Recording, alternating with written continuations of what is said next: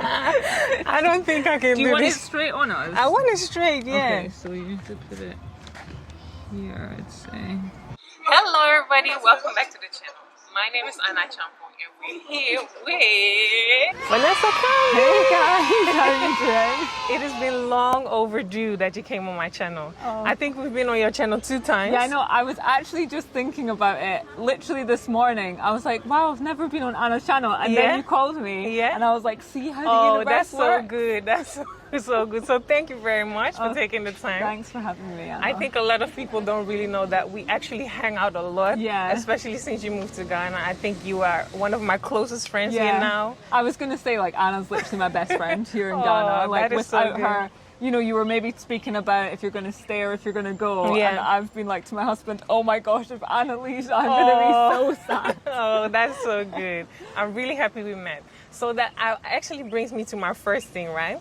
I think we met when we were at like 4,000 subscribers, not really taking YouTube very serious. And then all of a sudden, Vanessa Kanbi sends us this email like, hi, I see you in Ghana. I was like, what? So I was like so starstruck. The first time you emailed, like, oh my God, it's a celebrity. She's emailed us. How are we going to do it? No, it was very, very funny. Oh, that's so nice. And then I think because of your video, it helped us grow crazy amounts. Oh, that's and then, so then we started doing YouTube a little more serious. You've been coaching me and telling me how to use it, the platform and all of that. So yeah, thank you. Oh no, it's all right. Like, it's so great to hear. Like, I remember coming across your video. Do you know what kind of impact you have brought to like diaspora in Ghana? Are you, yeah, like, do you know it? With what? Yeah. So I think, as I'm sure you know, when you're like creating videos and uploading them, you're just normally on your own, or like you might be interviewing one person, but you never get the full impact. So like I can look at, I've got almost 120,000 subscribers, but you can't really like imagine it, if you know what I mean. Yeah. So when I go out and about, almost every time I go out now, people like speak to me and they say, oh either so they've nice. moved to Ghana off the back of my channel, which actually blows my mind, Yeah. or you know, they love my videos. So that is so nice to see the actual impact on the ground. Hold on. Filming with kids. Sophie, don't go to the parking lot again, please, okay?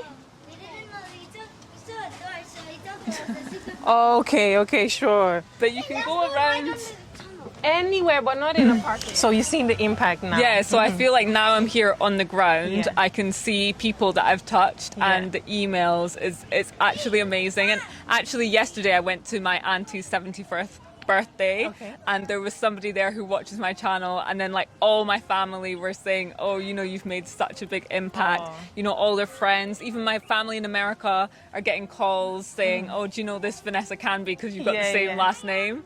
And so like that is such a nice thing that Yeah. my family also recognizes Yeah. like what I'm doing. Yeah, that is amazing. That is really good. I I don't think you're just a YouTuber. I think you're really a filmmaker. So that distinguishes you of the rest of us. Thanks. Because you give so like good of a quality and the sound and all of that. I think you put Ghana on a bigger pedestal than it was just us YouTubers, let's say that. Yeah. Oh, that's so nice. I mean, I'm obsessed with gear. Like Anna will tell you, she came to my house and she was just like, what are you doing? It is probably a bit too far. I could spend probably my whole life watching like gear tutorials Wow, and wow. gear videos. So I think that I'm always trying to create better quality content. Like when somebody comes up to me and says they love my videos, I find it hard to take that in and actually like believe it, because I feel like there's such a long way for me to go. Really? Yeah. So what is like your ultimate goal? So just like amazing cinematography, crisp audio, and I think it takes time to learn how to get that good. You know, there's some really amazing YouTubers out there. But then you want to do everything. Like you want to be the presenter and the creator. That is a big... So yeah, now my husband's actually filming. Okay. Whereas before I was working with some other like videographers and stuff like that, which I also do on occasion. But now that we're here together, like he's become part of the business. So he's also learning how to like become better and better every time. Okay. And yeah, in front of the camera, but I'm also like directing a lot of the time. And I'm really amazed. You can do a lot. You're Yeah. also doing a great job, and you're also doing it all. I think Vanessa actually helped with the setup today because I'm still learning. So I think I'm more of a YouTuber, and I see you more as a content and a videographer, stuff creator. How do you say filmmaker? Filmmaker, yes, yeah. That's how yeah. YouTube has been such a great platform for me, and I actually love YouTube, but I also see my career going in different avenues. Yeah. Like one day you will see me on Netflix. Do you know what I mean? Like Yay! on these streamers and stuff like Sure, that. I yeah. definitely want to make documentaries for mainstream TV Yeah. so that I think it's great to be on YouTube and get it out there, but a lot of people do actually still watch mainstream, and so it's like showing them a different side of Yeah. Ghana, and they're the ones that are often seeing that portrayal that we don't favor. You know? Yeah, true. But so for the people, I don't think there are any people on my channel who don't know you. But if the people I'm don't sure know there's you, people that don't know me on your channel. that's a bit weird. But okay. So for the people who don't know you, you've also worked with like really big brands, or not only brands like BBC and all stuff like that. So how did that come about? I've worked with people like Google. I made an ad for them about a year in lockdown, which was so great. Like honestly, yes, like yes. Google, one of the biggest Wow. companies in the whole entire world. Yeah. I was touched. So I'm basically one of the YouTube Black creator class of 2021. So off the back of that, I got that opportunity. Well, at the early stages of my YouTube career, I was doing a lot with the BBC. So BBC Scotland, I did a documentary with them called Black and Scottish, and then another like TV series called The People's News. I did a lot on BBC Radio Scotland when I was in Scotland. So yeah, I've worked with other companies as well, like Yeah. sponsorships with like other big brands. Yeah, wow, that's great. Thanks.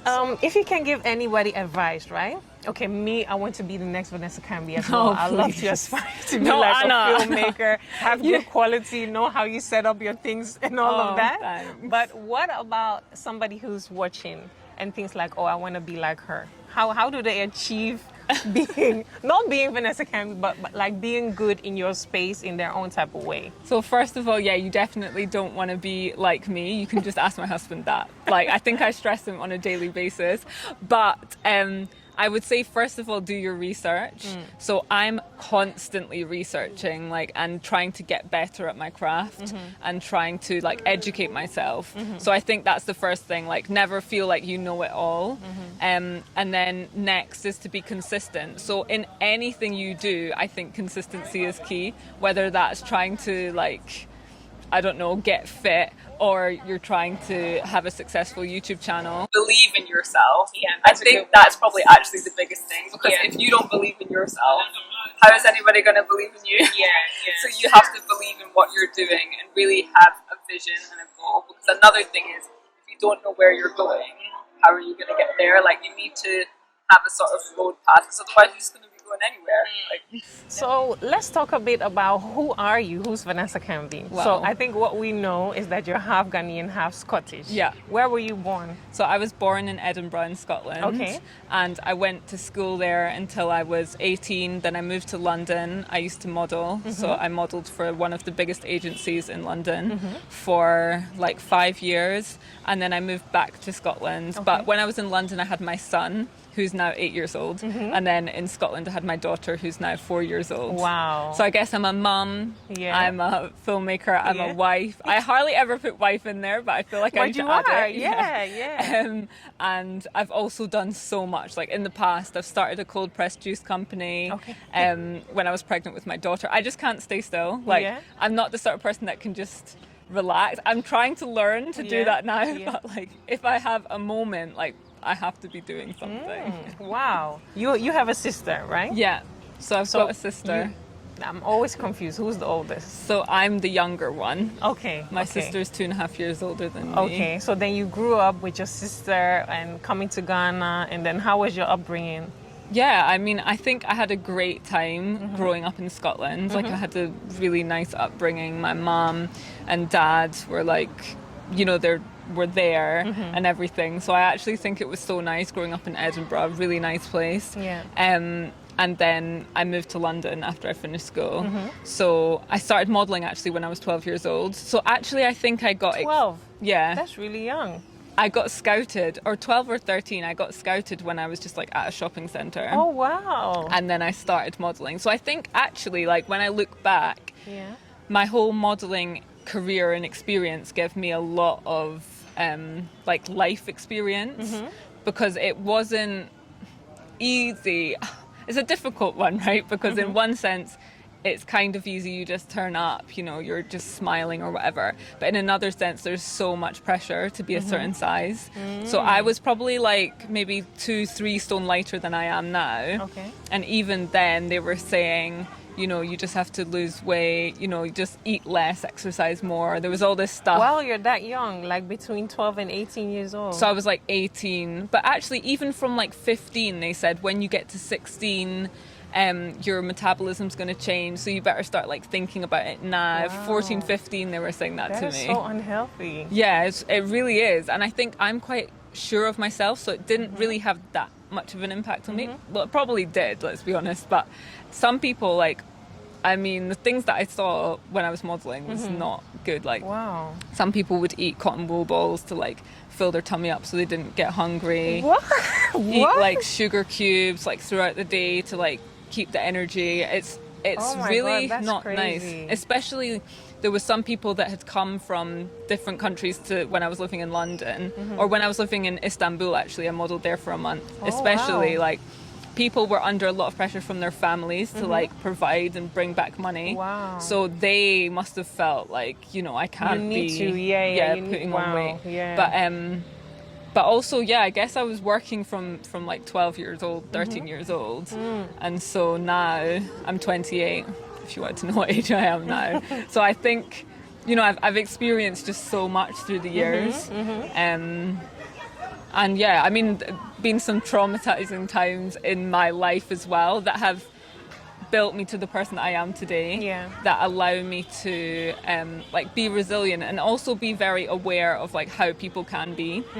Because I think sometimes if nothing happens to you, like when I was young, I was so free and probably Sure. naive, Yeah. and doing all sorts, like going here, going there. Whereas now I'm very like conscious of like what I do and like safety and stuff like that, Yeah, I which has its understand. ups and downs, because in one sense I look back at when I was so carefree and think, oh, what a life, you know what I mean? Just I being think we all want to be kids again. To be honest, me, I would love to. but at the same time I think it's good to know like the dangers and stuff of life. Yeah.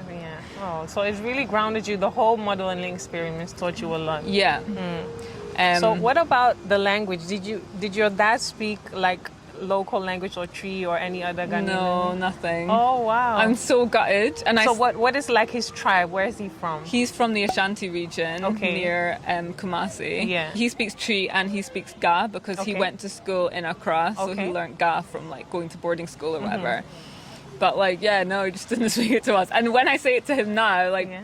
why didn't you speak it to me? Yeah. He says, well, you can learn. Oh wow. And I'm just like, oh, but that's Dad. all dads. That's all dads. I think if you had a mom who was Ghanaian, you would definitely be speaking any Yeah, local maybe. language. But so if I say Wuhuta saying, do you know Yeah, how yeah. to? Oh, good. So what? Let me think of something. Medinde Vanessa. Oh wow. So you're getting there. Yeah, but that's like since I've been here. Yeah. There's a little bit kakrakaka that I knew from before. Do you Yeah, know what I yeah. mean? But now I'm trying to learn bit by Oh, bit. that's I will really get good. there eventually, but That's really good. I'm not great at languages. No, so. sure. I think it's very difficult to learn a language when you're old, Yeah. especially Ghanaian language, because in Accra, that was my goal as well. I thought, oh, we'll come here and we'll all learn how to speak Tree, but in Accra, Tree is not really spoken. It's English. Everybody speaks English. Yeah. Yeah. Just move to Ghana. Yeah. So if you look at your life in Edinburgh and you looked at your life in Ghana, what are the differences? Being outside is like a main difference. It's raining so much in Scotland. Like Yeah. it rains and it's cold, and I really don't like the cold, so I would just stay inside like most of the time. I was hardly ever really like active because it was cold. The kids didn't really get to spend much time outside, but also I think like deep down I was quite sad because I really wanted to be in Ghana for a long time Yeah. before I got here. So it was really difficult having to like balance life with like really just wanting to make that move. And now I can obviously create more. I say I can create more content, but it's a different thing. Before I was traveling to Ghana, creating like 30 videos in 10 days, whereas now I create and edit every single week, and I've got the kids and everything. So I don't even think I'm creating any more content than I was, but it's just in a different, more balanced way. Yeah. So do you think it's more easier to create content here as when you were in Scotland? That's actually a really interesting question. I think that before I worked well under pressure, and a lot of pressure was on me when I came here. I had to make the most of it when I came for 10 days. Yeah. So I was under more pressure. So actually I created like, I think, quite good content in a short space of time. Whereas now there's not as much pressure. Well, there's still pressure, but it's not the same pressure. So like for me, I leave things to the last minute and stuff like that. It's good to be able to see something and film it straight away, or like see something and plan it for next week, and having that sort of like flexibility is a good thing. Yeah, yeah. So how does your family like Ghana? Are they happy with the move as well? Yeah, my husband absolutely loves it. Like he doesn't want to go back. Nice. So like after all this time of me like talking to him about it, now when he came, he was just like, this is amazing. Like I can never imagine living back in Scotland. And considering he's somebody that lived in Scotland his whole life, like I'd lived in London in England, I'd lived outside of my house and stuff. He had left on holiday, but you know, he'd never lived somewhere else. To come here, which is a totally different place, and absolutely love it. It's such a good thing. Yeah. But I think it actually is like a testament to the country. It is such a welcoming place, and although there might be challenges like day to day, overall it's quite a relaxed place, I think. Do you think you're still in the vacation mood? No, I think from the moment I came, I wasn't in a vacation mode. Okay, good. But just because of work and I felt a lot of pressure when I first came here, because my husband's on a career break. Before we were like 50-50, we were both making money, that sort of thing. Whereas now it's kind of all on my business. So I felt a lot of pressure there. But then I realized that actually like I can do this. Like I believed in myself before, I just need to believe in myself again. And I'm a big firm believer of like dream, believe, achieve.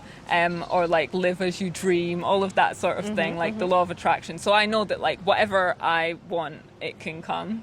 So like it's not an issue. But I'm sure you can do it with all your multitasking and all the things you achieved so far. I think you're going to go far. So what would you say is like your 5-year goal from now? Would you still live in Ghana? Yeah, 100%. Oh, like wow. I mean, I think we all need to want to be here forever. So it's not just it's not just about me, like we're a family, so I need to make sure that everybody's happy. Sure. But I see myself here. Definitely, I've built my house in 5 years. It's like my dream house, and we'll also have a place by the beach. I'll continue to be creating content. I will have made some documentaries for Streamer or like a channel, something like that. And yeah, just be living my best life, basically. Wow. Oh, that sounds so amazing. So amazing. Oh, thanks. I wish you all the best. Oh, thanks so much, Anna. Make sure you keep updated with Vanessa Kanbi's videos. You can subscribe to her channel, and all of her socials are linked in the below. Bye.